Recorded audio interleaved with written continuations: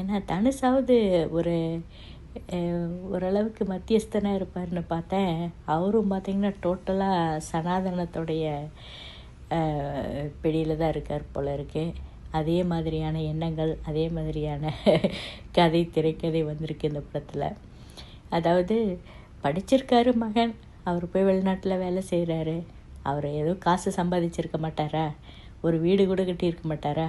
அவ்வளோ பெரிய ஏழையான அவ்வளோக்கு ஒரு கிராமத்தில் இருந்து ஒரு குடிசை வீட்டில் குடியிருந்துட்டு ஒரு குடிசை வீட்டில் இட்லி விற்றுக்கிட்டு அப்படி தான் இருக்கணுமா? அப்பா குலத்தொழிலை பண்ணணும் அப்படின்னு விரும்பினா கூடயே இன்னும் கொஞ்சம் டெவலப் பண்ணி ஒரு நல்ல வீடு கட்டி, இன்னும் ஒரு நல்ல பெருசாக ஒரு கடையை கட்டி அதில் இட்லி விற்கக்கூடாதா? அதே குடிசையில் தான் இட்லி விற்கணுமா? அதே மாதிரி குடிசை கட்டணுமா?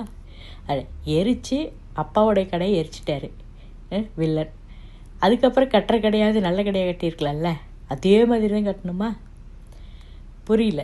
மகனும் வந்து அதே மாதிரி தான் பண்ணணுமா? அதே கடையில் தான் அதே மாதிரி 2 பெஞ்சு போட்டு மகனும் அதே மாதிரி தான் இட்லி விற்கணுமா?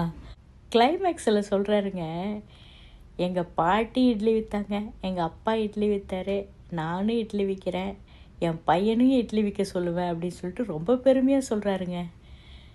அதுவும் அதே கடையில். வேறு கடை கூட வேறு மாதிரி கூட கட்டக்கூடாது, அதே கடை, அதே 2 பெஞ்சு. இது எவ்வளோ மட்டமான ஒரு ஒரு பிற்போக்கான எண்ணங்களை விதைக்கிற படமாக இருக்குது. இந்த படத்துக்கு ஆதரவு தந்தோம் அப்படின்னா நம்மளோட முட்டாள் வேறு யார் இருக்க போகிறா? எவ்வளோ நாகரிகமாக உலகத்தில் எல்லாம் முன்னேறிட்டு போயிட்டுருக்கு, டெக்னாலஜி எவ்வளோ இதாக பெருசாக போயிட்டுருக்கு. இப்படி ஒரு படமா? அட கடவுளே, கற்பனையினாலும் அதில் ஒரு முன்னேற்றம் வேண்டாமா? கவுண்டமணி ஒரு படத்தில் சொல்லுவார், ஏண்டா டே, உங்கள் அப்பன் தான் பஞ்சு மிட்டாய் விற்றானா, நீயும் பஞ்சு மிட்டாய் வைக்கிறியடா, நீ ஒரு பஞ்சு மில்லாது வச்சிருக்க வேணாமாடா அப்படின்னு சொல்கிறாரு. அதாவது அடுத்தடுத்த தலைமுறையை அப்படியே முன்னேறணும் அப்படிங்கிறத ஒரு சாதாரண ஒரு டயலாகில் வலியுறுத்திட்டு போகிறாரு. இந்த ஆள் இவ்வளோ பெரிய படம் எடுத்து பிற்போக்கு கதையை கொண்டு போய் மக்கள்கிட்ட பரப்பிட்டுருக்காரு. இந்த பிற்போக்கு படத்தை ரெட் ஜெயின் மூவிஸ் வேறு வெளியிடுது.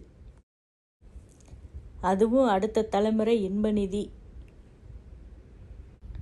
அப்பா உதயநிதி ஒரு பக்கம் சனாதனத்தை எதிர்த்து பேசுகிறாரு, பையன் இன்பன் உதயநிதி அவருடைய படங்களில் சனாதனத்தை ஆதரிக்கிற படங்களை வந்து வெளியிடுறாரு.